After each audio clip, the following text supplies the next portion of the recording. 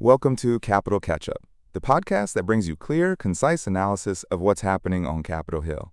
I'm Victor. And I'm Lenny. Today we're unpacking a packed docket of legislation, a handful of nominations, and highlights from the recent congressional record. Let's start with the bills that have been introduced this session.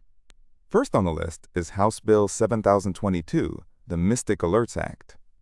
While the text isn't in front of us, the title suggests it's meant to strengthen the nation's emergency alert infrastructure. In recent years, we've seen the rise of wireless emergency alerts on phones, but gaps remain in reaching rural and underserved communities. If this bill tightens coordination between federal agencies and state emergency managers, it could mean faster, more reliable warnings for tornadoes, wildfires, or other hazards. That would be a direct benefit to everyday Americans who rely on those alerts for safety. Moving on, we have a cluster of bills centered on the Defense Production Act, or DPA, which dates back to 1950. Originally, the DPA gave the president authority to prioritize contracts and allocate resources during the Korean War. Over time, it's been invoked for everything from steel production in the 1970s to vaccine manufacturing during the COVID-19 pandemic. The new proposals aim to modernize and expand that toolkit. Right.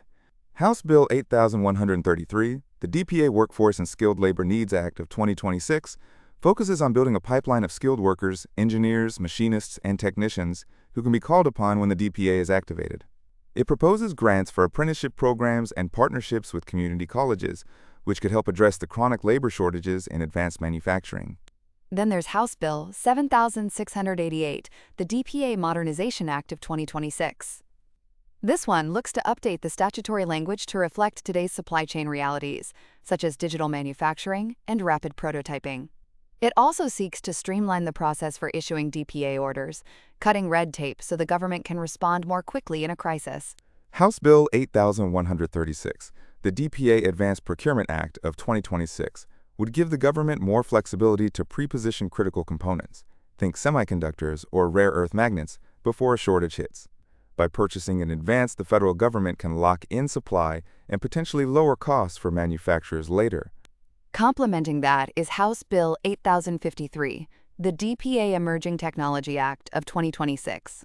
It encourages the use of cutting-edge technologies like additive manufacturing, artificial intelligence, and advanced robotics in DPA-related projects. The idea is to keep the United States at the forefront of high-tech production, which could have spillover benefits for civilian industries. House Bill 8038, the DPA Private Sector Outreach Act of 2026, is about building relationships with private companies that have the capacity to surge production. It proposes a formal liaison office within the Department of Commerce to coordinate with firms that might not normally work with the federal government, but could be vital in an emergency. House Bill 8138, the DPA Specialized Staffing Act, addresses the need for experts, legal, technical, and logistical, who can be deployed quickly when a DPA order is issued. It would create a reserve of qualified personnel, similar to a civilian National Guard, for production emergencies. And House Bill 8030, the DPA Transparency Act of 2026, aims to increase public reporting on DPA actions. It would require the administration to publish detailed data on contracts awarded, costs, and timelines, giving Congress and the public better oversight of how these powerful authorities are used. All of those DPA bills together signal a comprehensive effort to make the Act more agile, transparent, and workforce-ready. For everyday Americans, the payoff could be fewer shortages of essential goods, whether it's medical supplies during a pandemic or critical components for electric vehicles. Shifting gears, we have House Bill 8469, which makes appropriations for military construction, the Department of Veterans Affairs, and related agencies for the fiscal year ending September 30th, 2027. Appropriations bills are the primary way Congress funds the government. This one earmarks money for new barracks, base upgrades, and veterans' health facilities. The impact is tangible: better living conditions for service members and improved care for veterans. Closely related is House Bill 8495, the Financial Services and General Government Appropriations Act for 2027. That bill funds a wide swath of agencies, from the Securities and Exchange Commission to the Consumer Financial Protection Bureau. By allocating resources to these regulators, the bill helps maintain stability in the financial system, which ultimately protects consumers, savings, and credit. On the agricultural front, Senate Bill 3936, the USDA Loan Modernization Act, seeks to streamline the loan process for farmers and rural businesses. Historically, USDA loans have been a lifeline for small producers, but the application process can be cumbersome.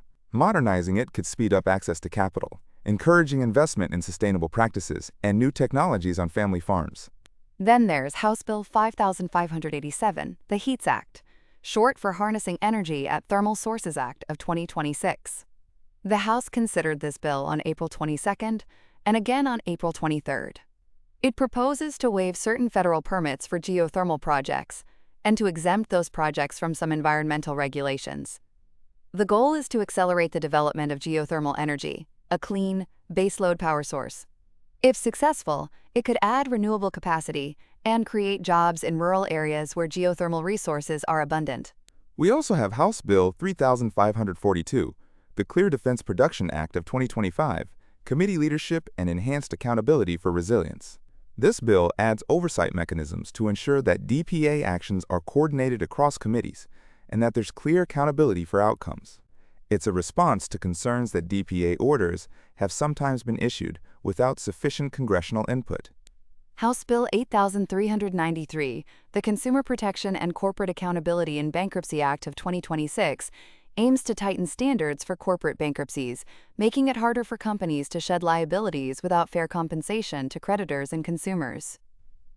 By strengthening the bankruptcy code, the bill could protect consumers from abrupt loss of services or warranties. Finally, House Bill 7022, the Mystic Alerts Act, and House Bill 8469, the Military Construction Appropriations, round out the list. And let's not forget House Bill 7022's focus on emergency communications, which ties back to public safety. That covers the legislation. Now, regarding nominations, the record shows a series of recent nominations.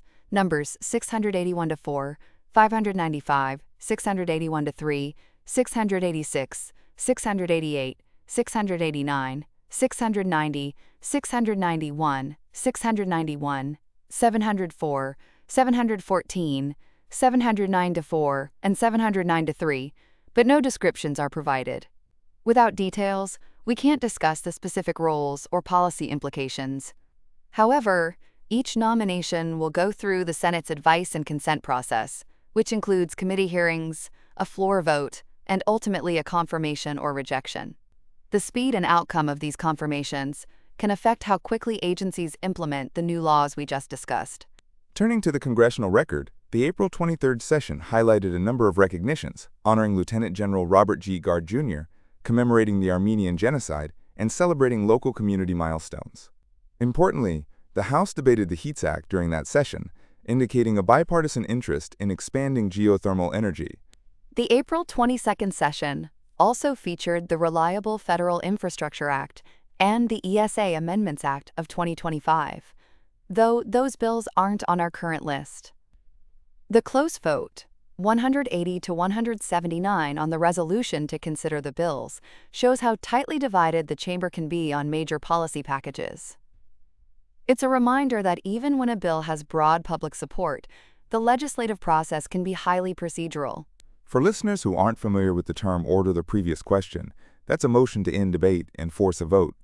It's a procedural tool often used when leadership wants to move a measure forward quickly, sometimes at the expense of extended discussion. So what should you watch out for in the coming weeks? Expect the DPA modernization package to move through committee hearings, where experts will testify on workforce training and supply chain resilience. The HEATS Act will likely face environmental reviews, given its exemption provisions, so keep an eye on any statements from the EPA or state regulators. The USDA Loan Modernization Act could see bipartisan support, especially from rural caucuses, so it may advance faster than some of the more contentious bills. Also, watch the appropriations bills, 8469 for military construction and 8495 for financial services, because they set the funding baseline for the next fiscal year. Delays or cuts in those bills could affect everything from base housing projects to the resources available to consumer financial regulators. Finally, stay tuned for any updates on the pending nominations. Even without details now, each confirmed nominee will shape how these policies are implemented on the ground. That's a wrap for today's Capital Catch-Up. We'll be back with more analysis as these bills move through the legislative process. Thanks for listening. And remember, keep an eye on the DPA reforms, the HEATS Act, and the USDA loan changes. They're the pieces most likely to impact everyday life in the months ahead.